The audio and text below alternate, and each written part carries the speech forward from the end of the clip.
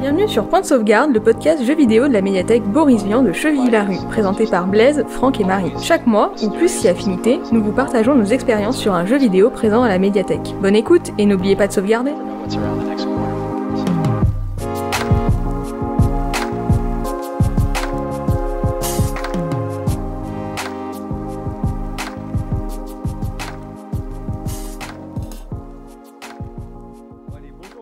Salut Franck, salut Marie. Salut Blaise. Ça va, vous allez bien? Waouh, j'ai été surpris par le switch en fait. Ah non mais là c'est bon, je suis chaud. C'est incroyable. Il faut qu'on vous dise, parce que il y a 30 secondes, il était en mode... Ouais, mais il est très tôt le matin, donc...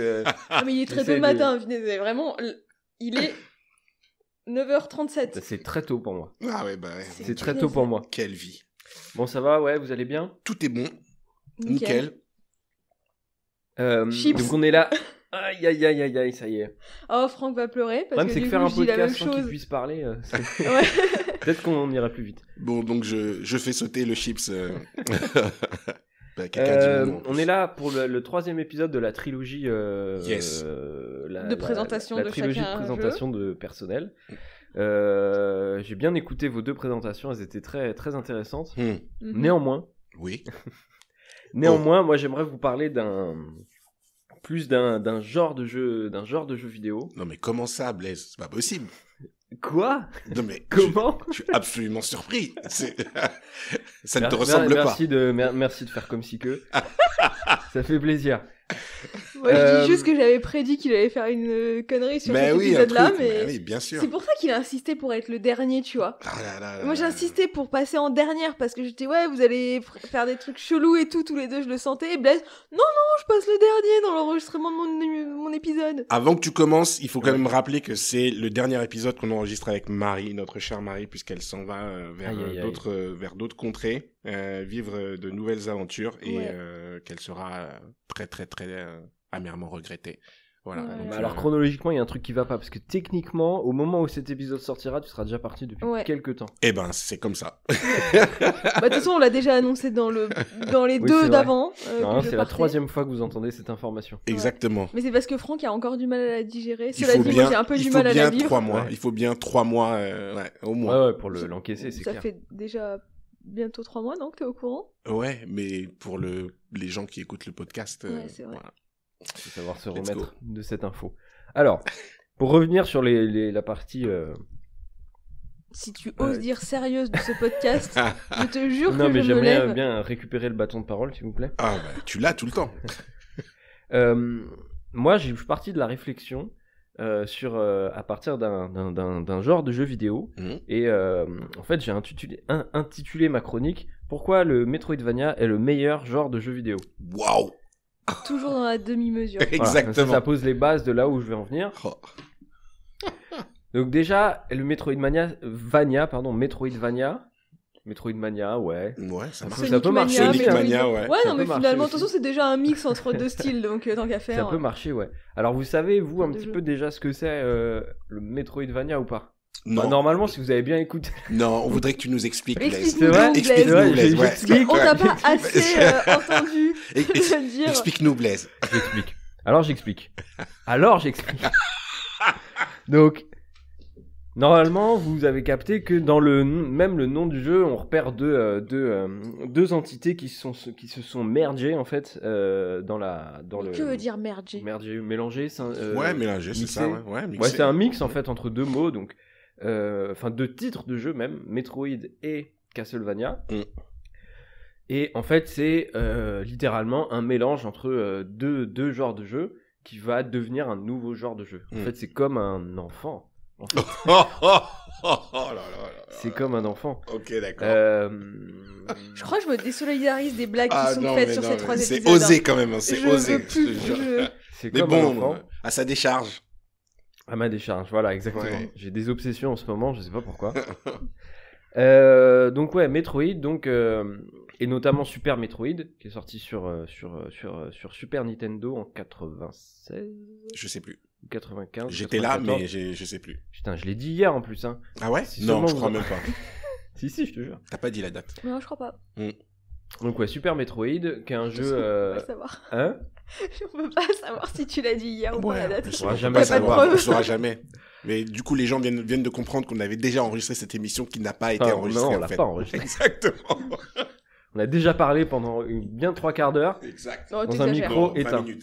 Mais bon, on reste frais, on repart de zéro. Donc le Metroid... Super Metroid, Metroid et Metroid, du coup, c'est des jeux de plateforme en 2D, mais qui sont pour la première fois non linéaires. Donc avec un vrai level design pensé en labyrinthe et pas de droite vers la gauche comme ça se faisait à l'époque, notamment avec Super Mario World et tout. Super Mario Bros. Oui. World, bref. Et l'idée, c'était de proposer un jeu d'exploration qui soit pas linéaire et qui force le joueur à systématiquement revenir sur ses pas parce que de nouveaux passages s'ouvrent, de nouveaux endroits s'ouvrent en fonction de l'évolution du personnage au cours du jeu. Donc le personnage en question, c'est Samus, donc qui a sa fameuse armure qui va s'étoffer de gadgets petit à petit qui vont permettre de débloquer de nouveaux passages. Donc souvent on parle du double saut, de la bombe, du fait de pouvoir se mettre en morph ball pour passer dans des tunnels, des choses comme ça. Donc ces pouvoirs vont ouvrir de nouveaux accès dans le level design. Et du coup, c'est par l'évolution du personnage qu'on va explorer la carte. Et ça va demander du coup une réflexion dans la manière d'aborder les différents chemins, bien se souvenir de où sont les endroits qu'on a laissés de côté parce qu'on ne pouvait pas y accéder. Et ça va beaucoup plus stimuler l'intellect que le jeu de plateforme où finalement là, on va de gauche à droite. Alors il y a un challenge souvent technique, mais dans l'absolu, là on rajoute une surcouche d'exploration qui est vachement intéressante. Donc après Super Metroid sort le premier Metroidvania qui est un jeu Castlevania, qui est Castlevania Symphony of the Night, coproduit par Koji Igarashi, qui va lui proposer un changement de formule à Castlevania et proposer une nouvelle forme de level design en s'inspirant de Super Metroid, donc en intégrant un level design labyrinthique et qui va proposer le même genre d'évolution et d'exploration à la Metroid. Donc là, l'idée, c'est qu'on est dans le château de Dracula et on va devoir l'explorer de la même manière, donc avec des chemins, des passages qu'on va petit à petit débloquer, des raccourcis avec des ascenseurs, des trucs comme ça qui vont nous permettre de bien revenir en arrière, faire des boucles dans le château et en fait explorer petit à petit un espèce de grand labyrinthe dont on va petit à petit découvrir intégrer le level design, découvrir l'ambiance de chaque zone, etc. Mais il y a aussi un petit plus dans ces jeux en fait. Il y a un côté. Effectivement, ouais, il y a le côté RPG en fait qui a été rajouté aussi par donc jeu de rôle en français. Jeu de rôle. Donc qui va impliquer d'avoir un personnage qui a des statistiques, qui peut utiliser des armes différentes. Qui peut utiliser des pouvoirs différents et qui va avoir une évolution statistique, qui peut équiper des vêtements, des anneaux spéciaux, des choses comme ça. En fait, toutes les mécaniques JRPG qu'il y avait à l'époque dans les Final Fantasy, par exemple, vont s'intégrer dans ce jeu d'action-là, alors qu'au départ, c'était surtout un jeu d'action plateforme. Les premiers Castlevania et le dernier avant le Super Castlevania, c'était un jeu d'action. On avait une arme, quelques objets, mais c'était pas du tout pensé comme un RPG avec une évolution du personnage, des statistiques, tout ça. Ok. Donc ça, c'est la première étape de l'évolution de ce genre. Et donc on est en 97 et Castlevania va devenir l'espèce de seul représentant dans les années 90-2000, le seul représentant de ce genre. Il n'y en a pas vraiment d'autres qui vont sortir après. Et en fait, il faut attendre l'arrivée du jeu indépendant pour que ce genre reviennent un peu sur le devant de la scène grâce aux jeux indépendants. Il y en a pas mal qui sont sortis ces dernières années. Je sais pas si vous en avez en tête. Bon, si, Hollow Knight, c'est le big représentant, je pense, de ce type de jeu qui a été porté au nu. Et on attend toujours la suite. De Hollow Knight, tout à fait. J'aime bien, et puis là où ça fait mal. La suite, non, mais elle sortira cette année, c'est sûr et certain. C'est sûr et certain. Donc ouais, Guacamelee aussi. Ouais. T'es chouette. Tous les Ori. Donc Ori... Ouais. Ori and the Blind Forest. Et Ori and the Will of the Wisps. Ouais. Dur à dire. Donc ça, c'est pour les Metroidvania 1D. Mais attends, Blaise, parce que on a parlé d'un jeu, du coup. Ouais. Toi, tu nous parles d'un genre de jeu, mais il y a bien des représentants, des héritiers, dont tu vas nous parler, en fait. J'arrive. J'arrive. Okay. J'arrive. Donc, j'ai eu peur. Partant de Castlevania, moi, j'ai envie de parler d'enchaîner sur un jeu deux jeux produits par un studio espagnol qui s'appelle The Games Kitchen, qui est un studio indépendant espagnol de Séville, qui va lui proposer un nouveau style de jeu, un nouveau style visuel pour habiller leur Metroidvania, donc qui s'appelle Blasphemous. Je viens de le dire, non? Non, tu l'avais pas dit. Non, tu l'avais pas dit. Tu t'es foreshadowé, mais en fait... T'as l'impression de l'avoir dit, mais parce que tu l'as pas dit hier.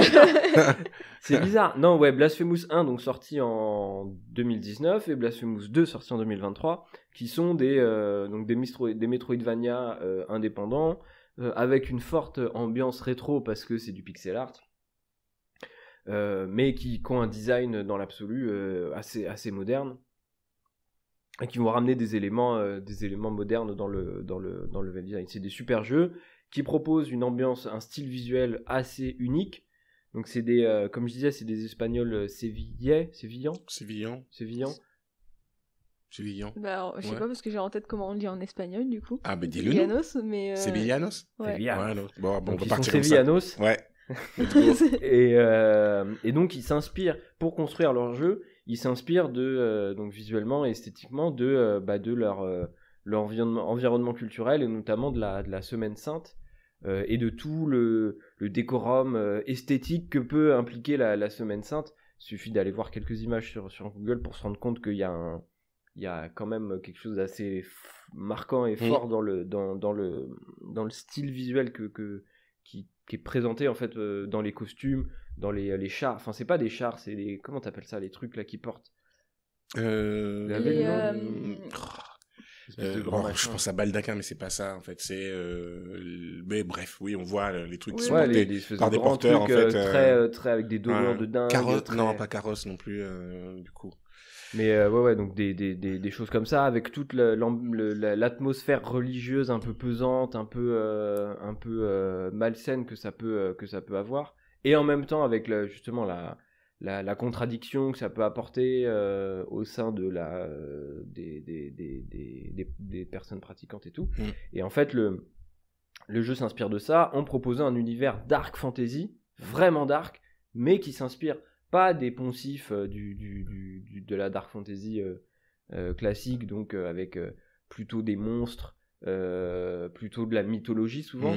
Là on va vraiment sur quelque chose qui s'inspire de l'Inquisition, qui s'inspire de l'histoire de l'Espagne, et franchement c'est c'est chouette. Hyper chouette. Toi t'as fait le premier, Franck? J'ai fini le premier, je l'ai trouvé excellent. Malheureusement j'ai pas fait la vraie fin, parce qu'il y a 2 ou 3 fins je crois, et je l'ai pas recommencé depuis, mais ouais, c'est trop trop bien. Toute l'imagerie autour du sang, de la chair, de la contrition, des blessures genre divines, de la souffrance, c'est trop bien. C'est vraiment trop bien. La foi, enfin il y a quelque chose d'assez la beauté ouf. des décors aussi. Et je trouve que les deux jeux se répondent bien. Moi je conseillerais plutôt de commencer par le 2, parce que c'est celui qui est avec le gameplay le plus accessible, le plus récent, le mieux fait. Je trouve que le premier pour moi, ils ont vraiment mis le paquet sur l'aspect esthétique visuel, où c'est beaucoup plus lourd et beaucoup plus fort. Le deuxième, c'est un peu plus, enfin le gameplay un peu plus nerveux. On a plusieurs armes, On a des phases de plateforme un peu plus dynamiques. Donc les deux jeux sont vraiment différents. Je trouve que le premier est plus lourd, plus viscéral, et le deuxième un peu plus aérien, un peu plus dynamique. Donc après, c'est à voir ce que vous préférez. En tout cas, on a les deux à la médiathèque. On a le premier sur PlayStation 4 et le deuxième sur Switch. Faut pas hésiter à y aller. C'est un très bon... Enfin, pour moi, c'est un des meilleurs représentants, surtout le 2, peut-être un des meilleurs représentants de ce qui peut se faire en termes de Metroidvania rétro, quoi, avec cette espèce d'ambiance rétro. Je sais pas si vous vous rappelez le début de ma chronique sur pourquoi le Metroidvania est le meilleur genre de jeu vidéo. Bah oui. Ouais, vous en rappelez, ouais. On l'a entendu 2 fois, donc on la connaît bien. Ouais. Est-ce que vous avez quelque chose à dire là-dessus? Est-ce qu'on sera censuré si on dit quelque chose qui va à l'encontre de ton... Non, pas du tout. Non, mais vas-y, déroule ton truc. De toute façon, t'es parti là. On a compris qu'il a hacké le podcast. Exactement. Il y a un côté scolaire un peu. Est-ce qu'il y a des gens qui dévient? Exactement. Mais vas-y, redis ce que t'as dit. Là, on est dans un truc, c'est. Donc attends, je reprends mon truc. Alors vas-y, voilà. Let's go. Donc Blaise, on peut dire que c'est assez scolaire le Metroidvania parce que du coup, scolaire parce qu'il y a ce côté de tu passes devant des passages auxquels tu n'as pas accès. Il faut s'en rappeler pour ensuite revenir dessus quand tu as débloqué les compétences pour y aller. Ouais, carrément. C'est un des écueils. J'espère que j'aurai un Oscar pour ça. J'ai jamais vu un jeu d'acteur aussi. Il y a effectivement des écueils dans ce genre-là, et notamment effectivement le côté scolaire qui peut parfois prendre le pas sur certaines subtilités et certains esprits de découverte, en fait. Le jeu, souvent les Metroidvania, et notamment les plus connus, ont une proposition très scolaire, avec toujours les mêmes codes, toujours le même schéma, qui fait qu'au bout d'un moment, en fait, on comprend très bien comment le jeu fonctionne, et on n'est plus surpris et déstabilisé par l'exploration du jeu. Souvent, le twist Metroidvania, il est intéressant quand il arrive un peu comme ça, et qu'on n'a pas forcément conscience au début qu'on était dans ce jeu-là. Et alors que maintenant, les jeux sont très stéréotypés, très standardisés, et il y a plein de clones qui sortent maintenant. Donc on avait The Last Phase cette année. Là, il y a Bloodborne. Il y a un jeu qui s'appelle Deflecto, qui est enfin, alors je sais pas si vous avez un téléphone ou un ordi allumé là. Un téléphone, ouais. Est-ce que quelqu'un peut aller voir le trailer de Deflecto et me dire si c'est abusé ou pas? C'est un moment radiophonique de perfection. Non, mais... Ah oui, d'accord, ok, on est... Ouais. Hein? Bon. Ouais. Mais c'était quel jeu là qui était sorti il y a quelques années et qui faisait un copier-coller de Zelda, je crois, quasiment. Le truc d'Ubisoft là. Ouais. C'est marrant. Immortal Phoenix Rising. Ah oui, ouais, voilà. Bah là, on a un peu un copier-coller de Hollow Knight. Ouais, hein, c'est... Même dans le Cara Design. C'est un peu too much. Hein. C'est un peu too much. Et clairement, ça exprime bien le fait que c'est un genre de jeu qui est si scolaire qu'en fait, il est presque facile à émuler, à copier, en fait. Bon, là, il s'agit quand même beaucoup de... Parce que bon, le coup des couloirs en 2D, bon, c'est Castlevania, évidemment, oui, non, mais... Metroid. Par contre, là, stylistiquement, Deviator,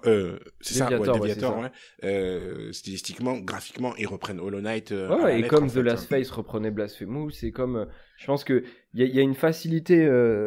alors, il y a une facilité à créer ce genre de jeu et à juste imprimer des codes sur un blueprint en disant bon ok vas-y on fait un Metroidvania, ok esthétiquement on va aller chercher ça, on fait notre truc et basta. Et en fait ça je trouve ça permet déjà de dire qu'il y en a qui sortent de l'ordinaire desquels les autres s'inspirent. Donc Hollow Knight et Blasphemous sont pour moi ceux qu'il faut faire.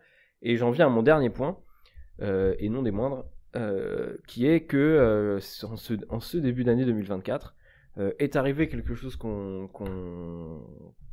n'était pas forcément en droit d'attendre et qui pour moi est une petite révolution dans le milieu jeu vidéo mainstream.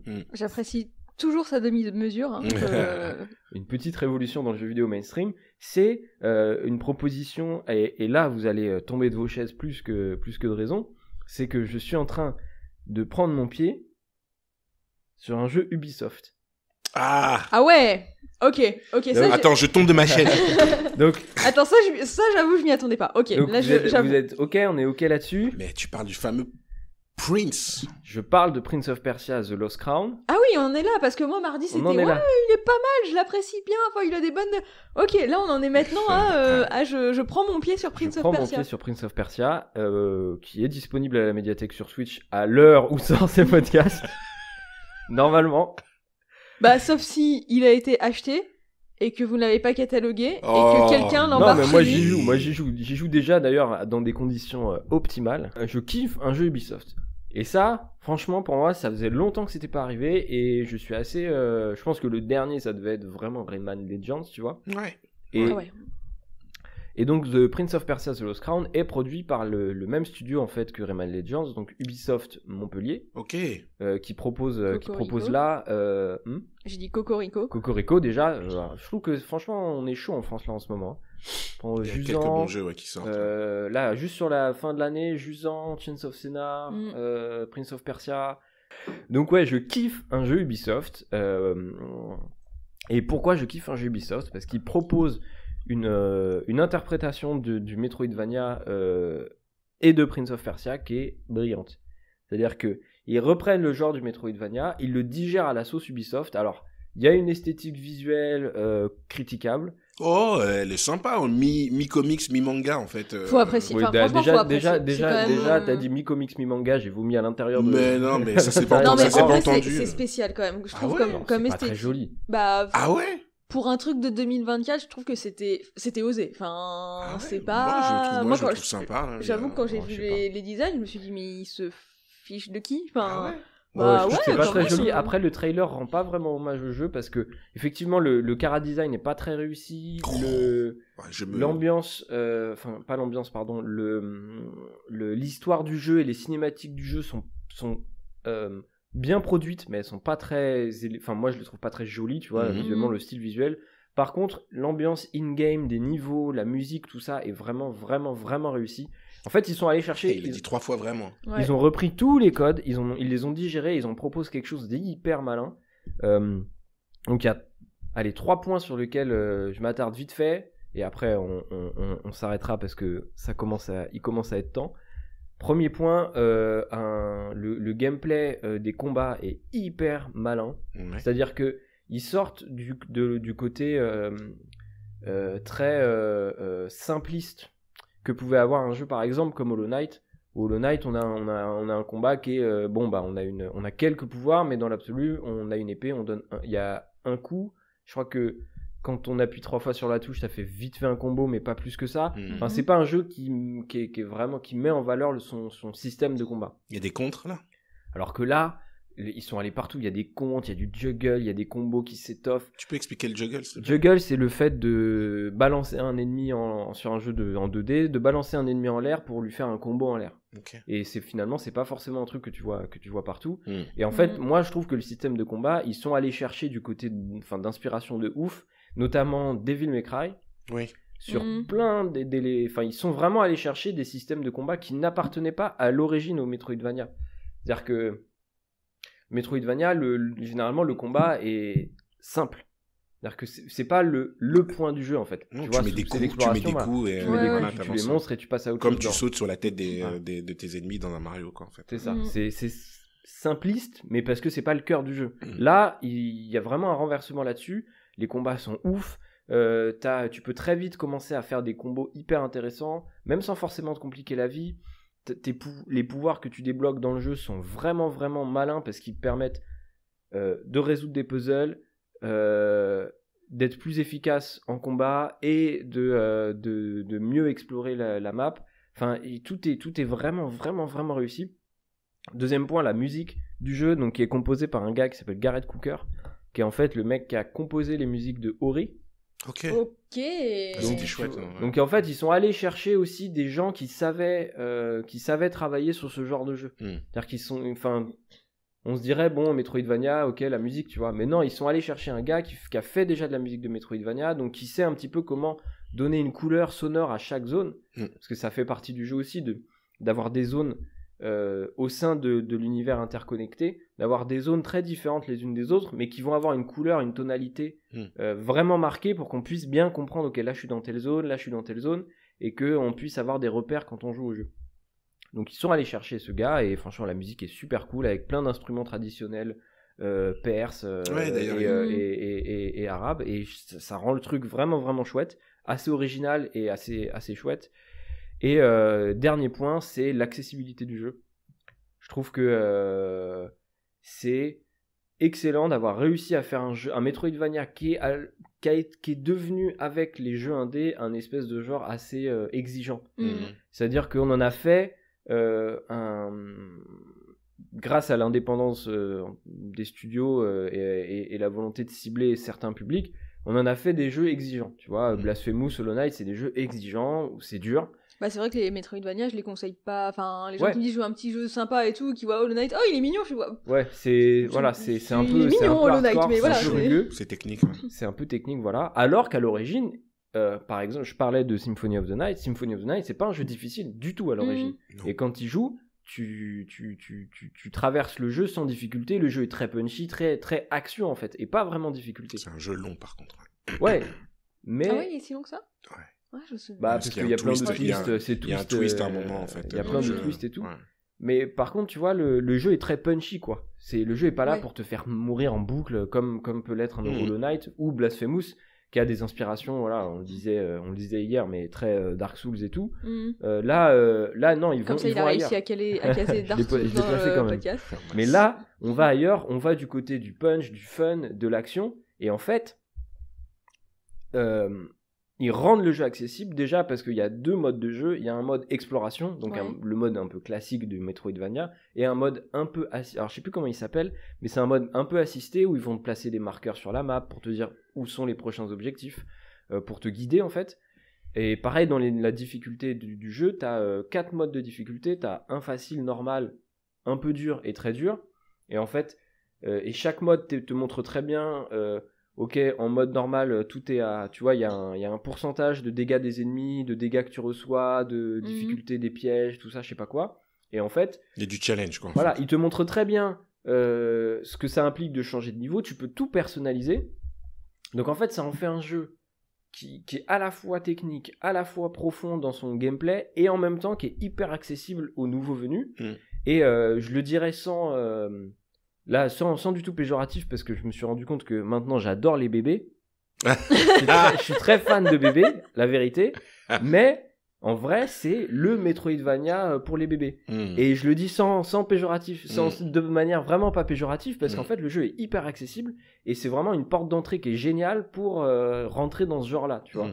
Et je trouve que c'est excellent d'avoir aujourd'hui, on est en 2024 et t'as Ubisoft qui sort un jeu comme ça, qui arrive à convenir à tout le monde parce qu'il propose vraiment un panel de tweaks, de choses à modifier, de réglages qui convient à tout le monde. Que le jeu, tu peux le mettre entre les mains. Franchement, tu le mets entre les mains même d'un très jeune, à toute proportion gardée, tu vois, mais d'un jeune qui est pas forcément à l'aise avec ce genre. Tu lui mets le mode guidé, le mode pas trop difficile et va. Et le jeu est hyper agréable. Je trouve c'est vraiment une vraie réussite. Et j'espère que ce Metroidvania mainstream de Ubisoft va encore plus prouver au monde pourquoi le Metroidvania est le meilleur genre de jeux vidéo. J'ai 2 questions. Moi aussi j'en ai 2 du coup. C'est vrai. Ouais, vas-y Marie. Non, vas-y. Okay, c'est toi qui as dit en premier. Alors j'ai cru, c'est pas une question. J'ai lu apparemment qu'ils avaient mis du farsi en fait, du perse en fait dans le jeu. Ce qui est quand même à saluer en fait. Ça renforce un peu l'immersion. Par contre, moi je me rappelle les grands moments de Prince of Persia. Bon, c'est l'original avec sa superbe animation, et puis après c'est les Cendres du Temps, où il y avait une mécanique autour du retour en arrière. Est-ce qu'il y a ça dans le jeu ? Il y a ça. Ouais. Il y a ça, et c'est intégré dans le gameplay de manière. Franchement, j'ai jamais joué à un jeu d'action en 2D qui réussit à intégrer ces mécaniques de manière aussi maligne dans le jeu. Ok. Et je peux décrire vite fait par un exemple si c'est Vas-y. Vas-y. En fait, il y a un système dans le jeu qu'on débloque au bout d'un moment. C'est en gros un retour dans le temps, dans le combat. En fait, on peut figer sa position à un instant et en rappuyant sur le bouton, donc une gâchette, on revient à sa position initiale. En ayant conservé l'élan, l'attaque et tout. Ce qui fait que tu peux, par exemple, un des exemples qui est montré dans le mode, parce que pareil, tu as un mode entraînement avec tout un tas de un peu comme dans un jeu de combat, presque, tout un tas de combos, ils t'apprennent plein de trucs, plein de combos, tout ça. Et en fait, t'en as un tout simple, où en fait, ils te disent, tu charges ton attaque, parce que tu as une attaque chargée qui permet d'envoyer une vague. D'envoyer une vague, voilà, une vague dans les ennemis. Tu charges ton attaque, t'appuies sur la touche où tu fiches ta position, tu lâches ta charge, donc t'envoies le truc, et après tu rappuies sur le truc qui permet de revenir à ta position. Ce qui fait qu'en fait t'enchaînes l'attaque 2 fois. Tu peux en envoyer 2, ok, d'accord. Et t'as une jauge de retour dans le temps comme ça en fait? Non, même pas. Non, tu t'appuies, et pareil dans les puzzles, il y a plein de puzzles, du coup tu vas dire, ok, mais en fait avec ce système-là, je peux passer par là, tac, je fiche ma position à un instant T, je rappuie, tu tires un truc qui te permet de faire apparaître la plateforme sous ta position précédente, tu rappuies, tu te mets dessus, enfin c'est ouf. Pareil, tu vois, je parlais des juggles où t'envoies les ennemis en l'air, tac, tu fiches ta position, tu le tapes, tu redescends, tu remontes en l'air, en fait, grâce à ton retour dans le temps. Enfin, c'est hyper riche, et je trouve que, c'est un exemple de, c'est trop réussi. Ils ont été trop malins, et trop précis, trop intelligents, et je trouve que... Bravo, et c'est pas tous les jours que je dirais ça de Ubisoft. Franchement, excellent quoi. Moi du coup, il y en a une, c'est une remarque, c'est plus que en fait le Metroidvania, moi c'est pas mon style de jeu favori, mais c'est vrai que Prince of Persia m'avait bien tenté parce que ça fait longtemps que j'ai pas eu un Metroidvania qui m'attirait, parce qu'Hollow Knight, autant je lui trouve plein de qualités, autant je sais que ça va un peu me saouler au bout d'un moment, voilà. J'ai regardé des let's play histoire d'avoir le jeu, mais j'y ai pas joué moi-même, du coup c'est vrai que Prince of Persia me tentait bien. Ah franchement faut y aller hein. Ce qui est dommage, c'est que du coup on va l'acheter et je vais pas avoir le temps d'y jouer ici, donc je vais devoir l'acheter par mes propres deniers, et ça, sachez que c'est un vrai crève-cœur pour moi. On va peut-être te trouver des solutions. Non, du coup c'était ma première... Après je te parlerai de mes techniques. Ouais, non, j'en connais après d'autres techniques, mais bon, on va dire, voilà. Restons sur une technique... Non, mais rien, voilà. Il y a des techniques qualifiées. Il y a des techniques. Vas-y. Et mon deuxième point, qui est une question, Blaise, tu penses quand même pas t'en sortir comme ça? Enfin, tu nous fais toute une chronique de 30 minutes sur le Metroidvania, et tu nous fais même pas de classement? Le classement des Metroidvania? Toi tu préfères top 3 ou top 5? Oh, top 3. Top 3 des Metroidvania. Moi là c'est compliqué parce que étant dans Prince of Persia, je serais peut-être un peu biaisé. Ouais. Et on enlève Prince of Persia si t'as peur d'être biaisé dans ce cas-là. Ça me fait mal d'enlever Prince of Persia alors que je peux avoir un top 3 de Blaise où il met un jeu Ubisoft dedans. Ah ça ouais, c'est clair. Allez, vas-y. Top 3, donc troisième, je mettrais Prince of Persia. Ok. Top 2, je mettrais Hollow Knight, et top 1, je mettrais Blasphemous 2. Ok. Si je dois donner un ordre, après Symphony of the Night jamais quoi en fait. Non mais ils ont fini non mais gros, il a 50 ans le jeu, c'est bon. C'est bon. Il y a 50 ans, on est dans l'abus toujours plus, mais ok. Non mais après oui, c'est vrai que c'est un excellent jeu et il est hyper intéressant, ne serait-ce que parce que c'est le premier quoi. Et que c'est pareil, il y a des techniques très simples pour y jouer facilement maintenant, donc faut pas Franchement, faut pas hésiter. Le jeu est hyper moderne en plus, les contrôles sont hyper simples, ça va super vite, franchement, il est hyper facile à jouer aujourd'hui. Donc moi je dirais faut y aller. Après Hollow Knight parce que c'est le Metroidvania par excellence qui a été modifié, transformé, amélioré, enfin c'est vraiment vraiment excellent. Après effectivement il y a une forme d'exigence et de difficulté dans le jeu qui peut rebuter. Parce que le jeu il se laisse pas faire et franchement faut s'accrocher. Non mais ça je trouve ça vraiment cool. Moi c'est plus qu'il y a plein de fois où en fait je lance, j'ai juste envie de passer un bon moment et pas de souffrir. Je suis pas et moi au bout de 30 minutes me dire punaise j'ai enfin réussi à passer ce petit niveau. Franchement Prince of Persia tu vas...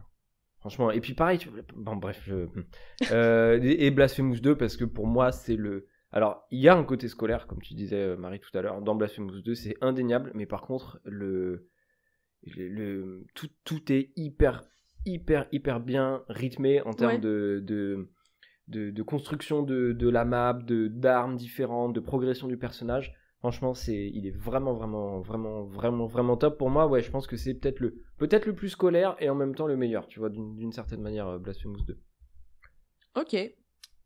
Voilà, et après, au-dessus de tout ça, il y a Dark Souls 1, qui est le Metroidvania en 3D. Et il a réussi à caler. Le premier Metroidvania en 3D, qui Dark est Souls. un Metroidvania, donc jouez-y en 3D, machin, qui est le meilleur. Voilà, donc avant le meilleur Metroidvania, une c'est nouvelle Dark fois Souls. de plus ce Voilà. podcast en Alors, faisant une Dark chronique. Souls, sorti en 2011 Ah ouais, voilà, par les exactement studios ce que je disais. From Software. From Software. Alors, From Software, si vous connaissez pas, Non, c'est bon. en plus, on a déjà fait un podcast dessus. Bah oui, bien sûr qu'on a déjà fait un podcast. Mais on en a dessus. pas assez parlé, je pense. Donc, Si, le on en jeu a est sorti en extrêmement 2011. suffisamment parlé. C'est bon, on arrête là. Rien ne va plus. Je perds le contrôle. Je vais me retrouver dans un podcast où on parle de From Software. Alors vous que parlez des 11 secrets à découvrir dans Dark Souls. Non, avec une miniature comme ça. Oh là là là. Non. Terrible. Bon, bah C'est voilà. moi qui fais les miniatures, donc non. Bon bah voilà. Est-ce que vous 20e allez jouer à des épisode, c'est Metroidvania alors maintenant? Est-ce que moi je joue tout le Est-ce que temps vous à allez jouer à Metroidvania. Prince of Persia? C'est Jouez un à de mes Prince genres of Persia. préférés de toute façon. Jouez à Prince of Persia. Bah, Prince of Persia, ouais, j'avais un peu de doute, mais ouais. Et franchement, faut pas hésiter, je pense, à se servir de tous ces réglages justement pour faire son expérience personnalisée, sûr, tu ouais. vois, la plus cool, parce que franchement, le jeu est vraiment, vraiment cool. Bah, c'est Vraiment vrai cool. que moi, il y a beaucoup de jeux auxquels je joue où finalement il y a déjà une map et c'est bête, mais du coup, des fois quand je me retrouve sur des jeux où il n'y a pas de map, je suis un peu là en mode ah ouais, c'est vrai que ça existe aussi. Comment Bah je là, fais? Là, tu la découvres petit à petit. T'as plein de solutions où tu peux acheter des éléments de la map pour Ouais, les ouais, débloquer. ouais. Enfin, c'est vraiment, il est vraiment hyper cool. Non, mais il avait l'air vraiment cool. Non, Vraiment cool. franchement, il va dans plein d'endroits et tout ce qu'il fait, il le réussit. Donc, merci Ubisoft. C'est donc la fin de ce 20e épisode. C'est ça. Ouais. C'est ça. Donc, La larme à l'œil, le dernier, c'est la dernière fois que vous entendrez Marie de votre vie. Alors, j'espère pas. Enfin, je ne meurs pas. Je pars juste vers de nouvelles aventures. C'était très bien d'enregistrer ces épisodes à 3 quand même. C'était cool. Enfin, il me semble. Moi, en tout cas, c'était cool. J'ai trouvé. C'était très cool aussi pour moi. C'était cool. Voilà. Merci Marie. Franck, il va pleurer bientôt, je pense. J'ai le nez dans l'antipop. Ouais. Non, mais merci beaucoup Marie. Et on va essayer de continuer ces aventures. Non. Vous allez jamais me Non, croire. quel menteur. Vas-y, arrête. Je rigole, mais j'avais trop un sourire, ça va pas marcher. On va essayer de continuer nos Ouais. aventures avec Blaise, en tout cas sur le podcast. Et ouais, merci beaucoup. Merci. Merci à vous. Salut, à la Salut, prochaine. à la prochaine. Nous espérons que cet épisode vous a plu. N'hésitez pas à nous dire ce que vous en avez pensé et si vous avez testé le jeu. À bientôt pour un autre épisode de Point de sauvegarde et surtout, n'oubliez pas de sauvegarder.